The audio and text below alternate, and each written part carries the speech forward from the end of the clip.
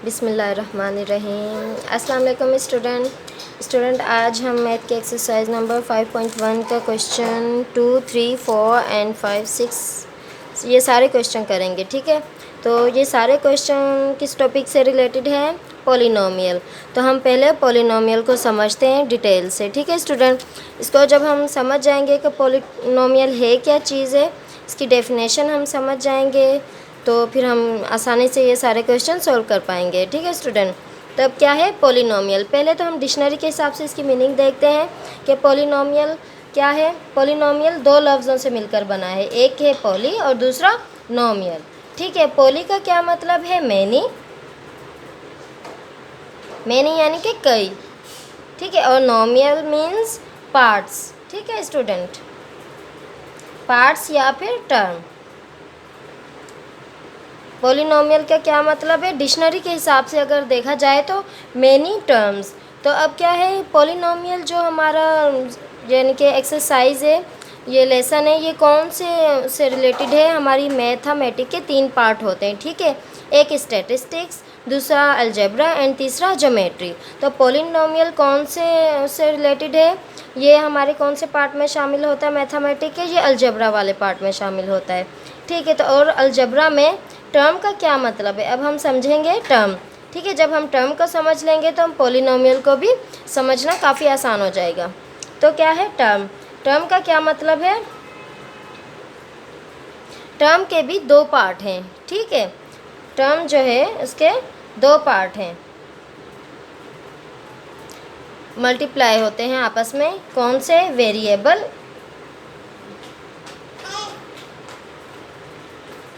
And real number. ठीक है, क्या है? Real number.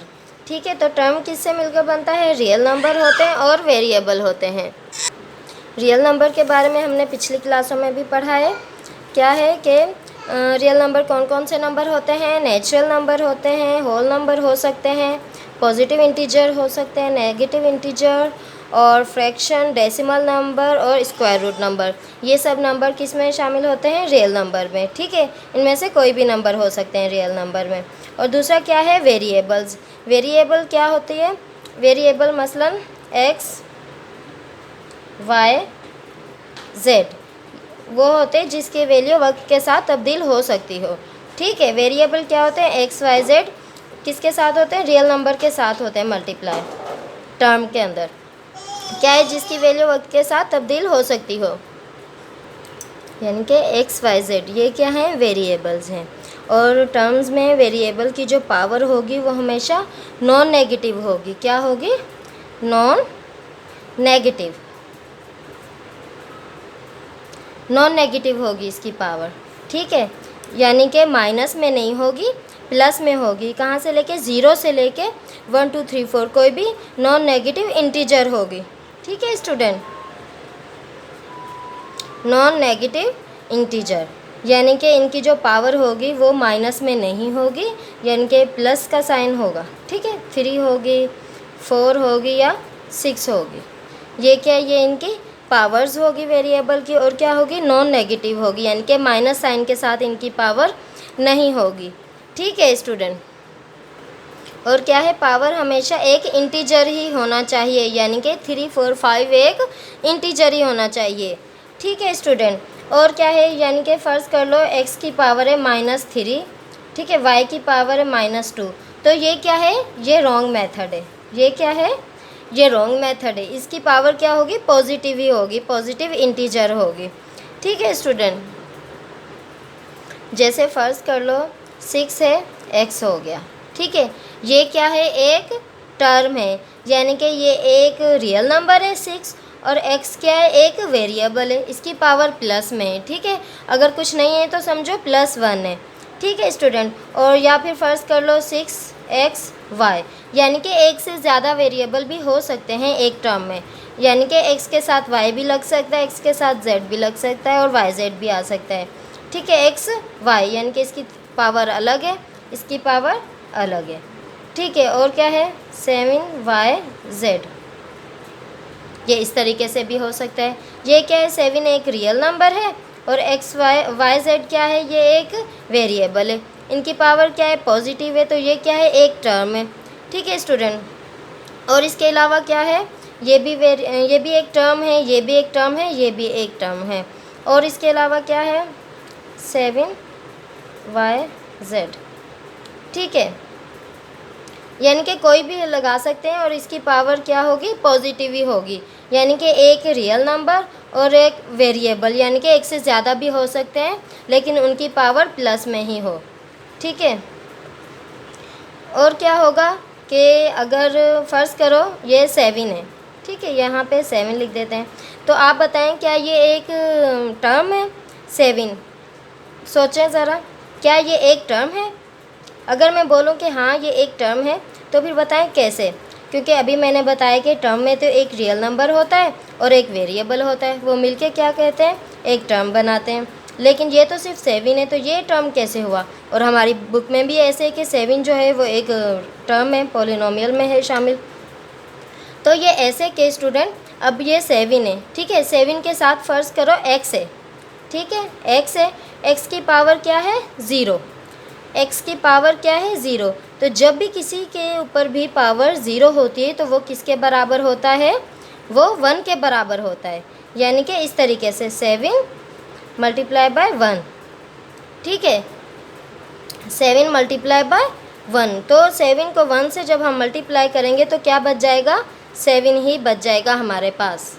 ठीक है स्टूडेंट, तो जब भी यानी कि अगर ये खाली 7 है तो समझो इसके साथ एक वेरिएबल है, यानी कि XYZ हम कुछ भी रख लें, कुछ भी हो वेरिएबल, लेकिन जब उसकी पावर 0 आ जाएगी तो वो 1 के ही बराबर होगा।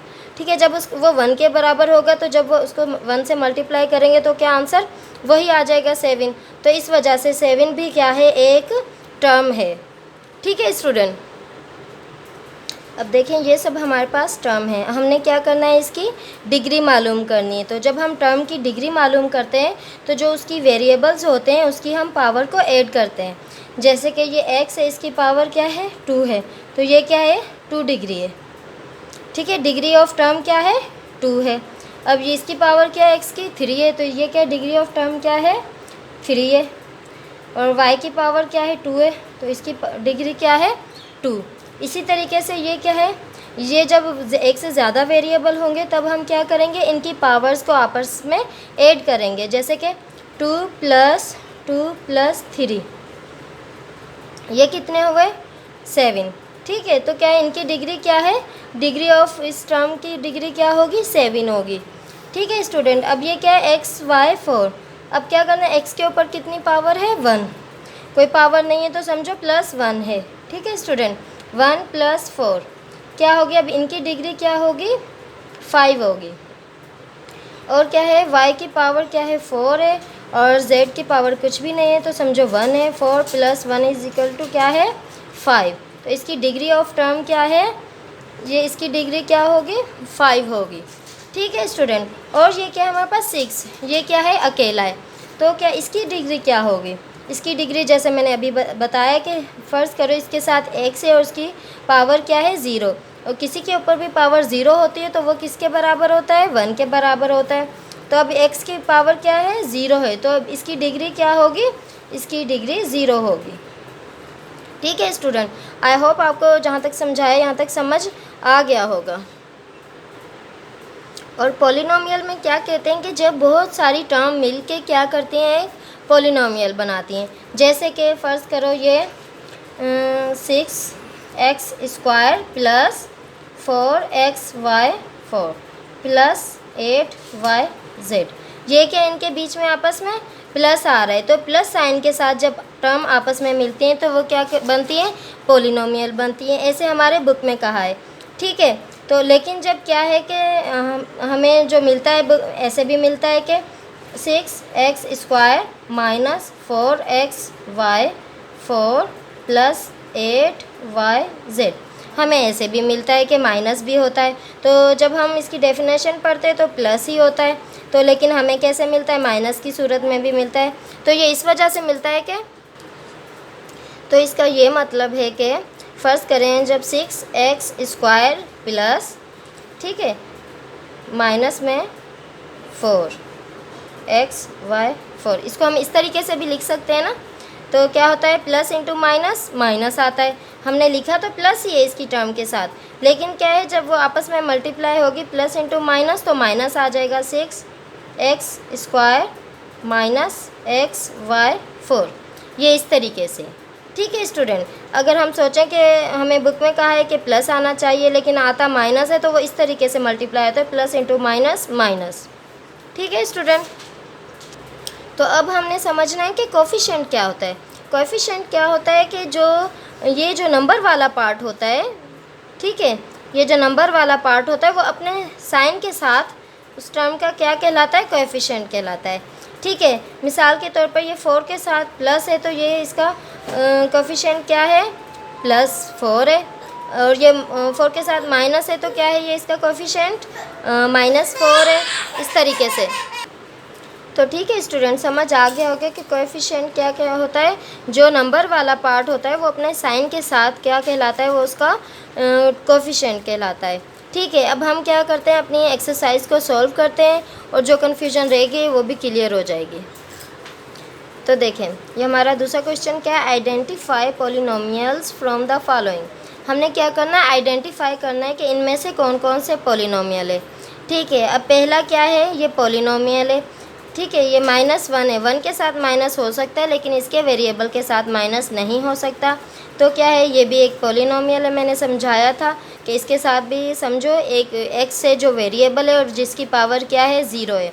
तो इसलिए ये क्या है, x की पावर 0 है तो वो 1 के बराबर है। 1 1 से मल्टीप्लाई होगा तो 1 ही आएगा। तो अब ये क्या है, 1 पॉलिनोमियल है। और दूसरा क्या है, 3/y, ये पॉलिनोमियल नहीं है। क्यों, क्योंकि y जो है ये अपॉन की सूरत में है। जब ये y हम ऊपर इसको शिफ्ट करेंगे तो इसका साइन चेंज हो जाएगा। ये भी +1 है तो इसका साइन ऊपर जाके -1 हो जाएगा।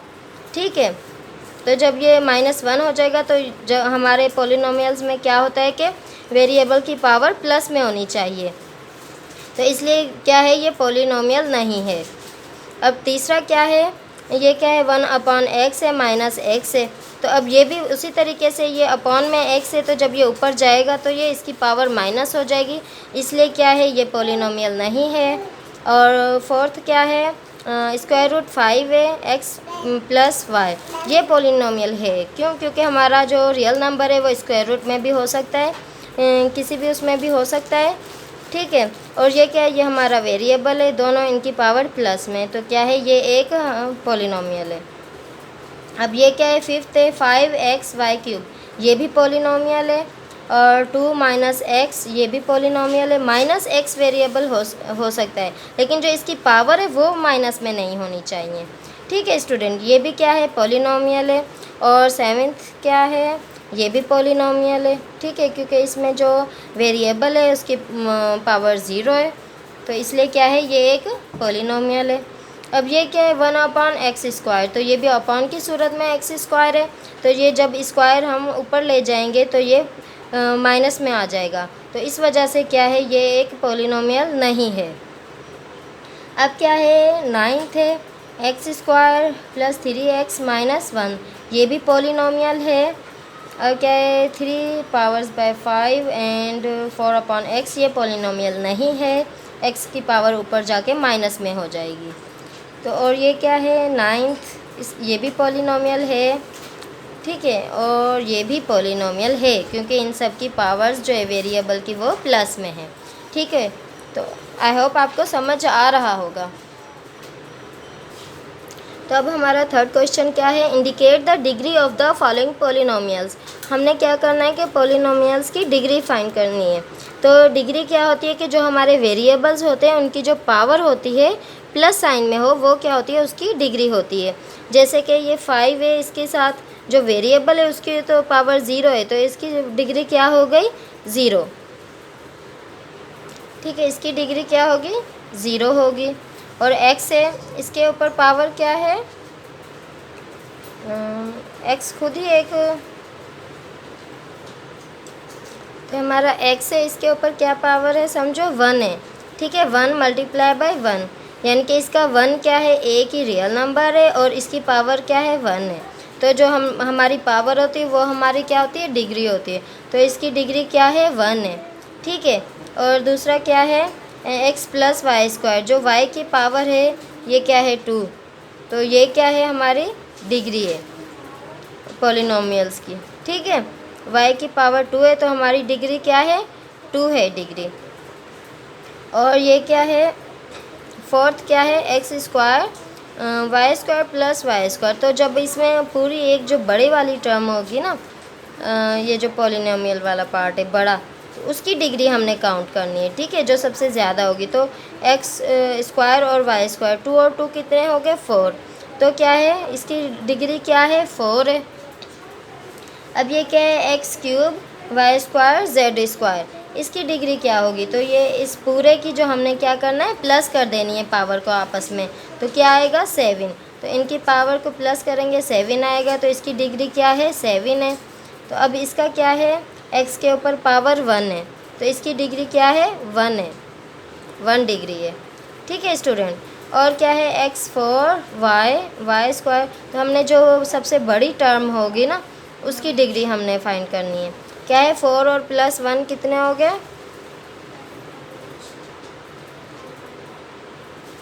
तो जो यहाँ पे हमें x मिला है वो हमारा वेरिएबल नहीं है। क्यों, क्योंकि इसकी फ़िक्स्ड वैल्यू है। ठीक है, तो क्या है हमारा y ये है वेरिएबल।